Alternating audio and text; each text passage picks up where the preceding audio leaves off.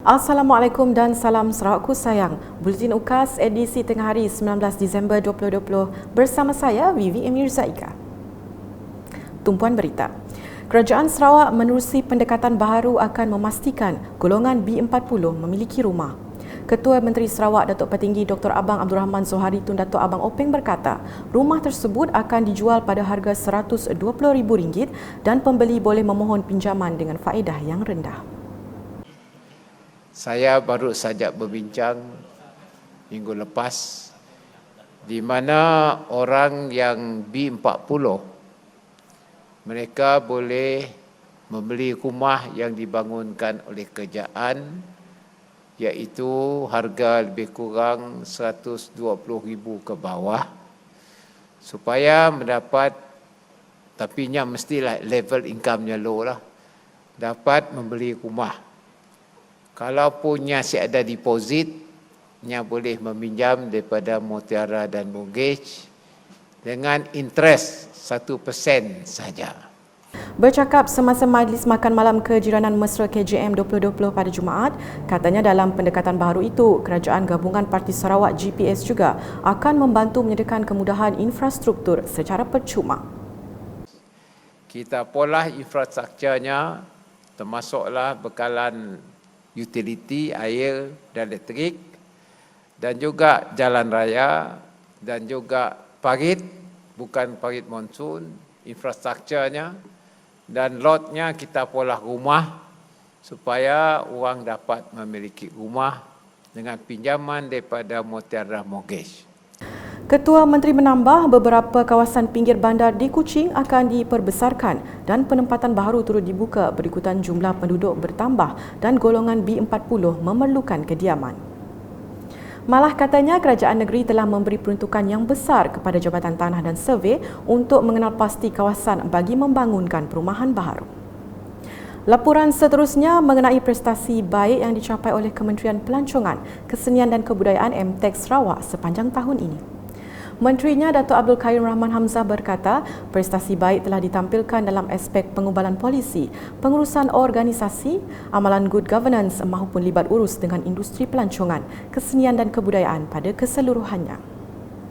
Semasa berucap dalam Majlis Apresiasi MTEK dan Majlis Seni Sarawak MSS di Kuching pada Jumaat, beliau memberitahu sepanjang berdepan krisis pandemik COVID-19, kementeriannya telah bertindak pantas membantu dalam pemulihan industri pelancongan melibatkan semua agensi di bawahnya.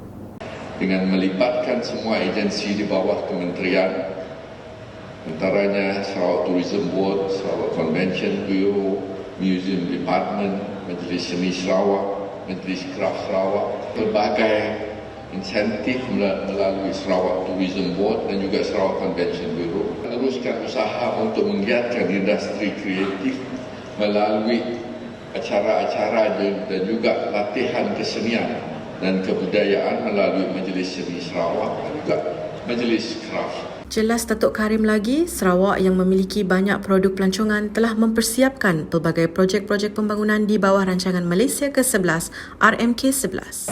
Yang akan kita lihat pada tahun hadapan, Borneo Cultural Museum, the Wind and Ferry Cave, Bakam Point, Wireless Walk, Dalat Waterfront yang akan dirasmikan besok hari oleh Yang Berhormat Datuk Menteri, Wellness Center dan juga pelbagai kubu-kubu yang terdapat di negeri Sarawak, antaranya kubu Emma, kubu Lily, kubu Brook, kubu Alice, kubu Host yang telah berjaya dipulihkan. Dalam majlis sama, beliau telah mengumumkan mengenai pengoperasian sepenuhnya Majlis Seni Sarawak sebagai badan berkanun kerajaan mulai Januari 2021.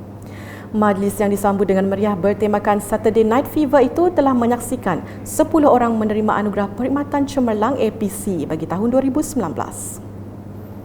Berikut pula mengenai kelulusan kira-kira 1,000 jawatan baharu bagi Ketua Masyarakat dan Ketua Kampung KMKK di negeri ini.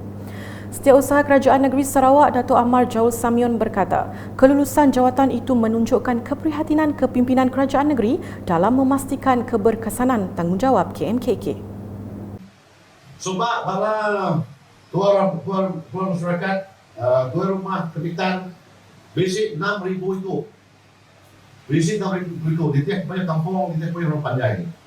Udah nanti kali dalamnya, dia tu visi jauh kat 7,000, 1,000 bangsa. Hari polisi perintah Perdana Menteri atau perintah Kerajaan Pulau Sarawak. Beliau berkata demikian semasa lawatan kerja dan mewakili Ketua Menteri Sarawak, Datuk Petinggi Dr. Abang Abdul Rahman Zohari Tun Datuk Abang Openg bagi penyerahan cek di Rumah Johnson, Seduku Panjai, Lingga pada Jumaat. Sementara itu katanya Ketua Menteri juga telah bersetuju untuk Mahkamah Bumi Putra ditambah baik dari segi fungsinya yang kini masih dalam peringkat kajian dan dijangka dibentang kepada Kerajaan Negeri tahun hadapan. Datuk Perdana Menteri setuju bahawa penemu mengatur transform native code Benua Sarawak tadi.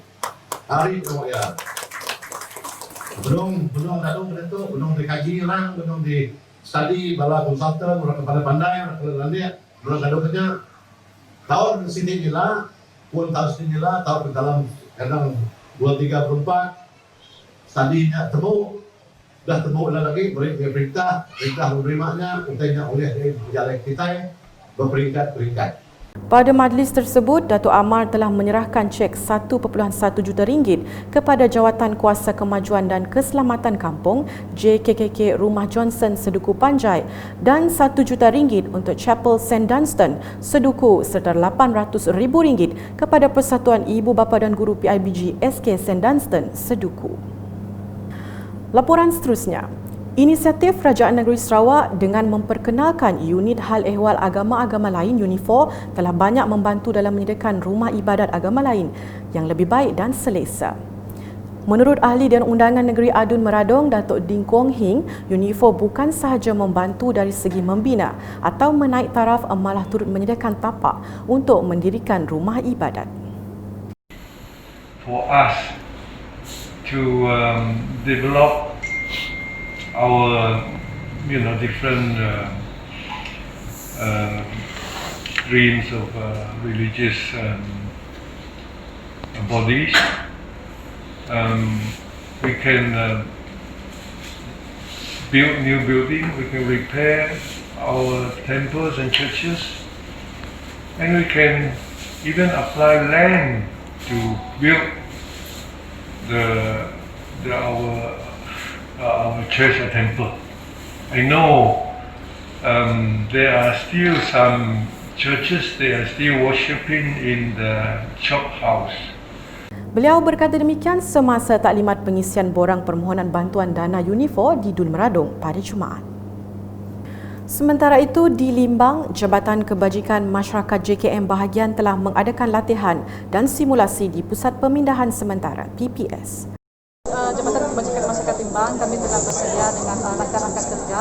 Sekiranya pusat pemindahan akan dibuka, kita akan menjalankan mengikut SOP yang telah disediakanlah.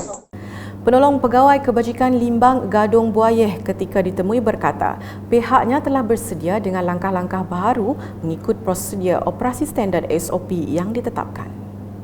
Tambahnya lagi, keterlibatan anggota jabatan dan agensi kerajaan dalam latihan dan simulasi PPS ini telah banyak membantu melancarkan lagi operasi pemindahan mangsa-mangsa banjir. Sekian edisi tengah hari bersama saya Vivi Mirza Ika dan kru penerbitan. Berita lebih lanjut boleh didapati di semua platform media sosial UKAS termasuk portal ukas.sarawak.gov.my dan pastikan anda subscribe UKAS Channel di YouTube. Salam UKAS.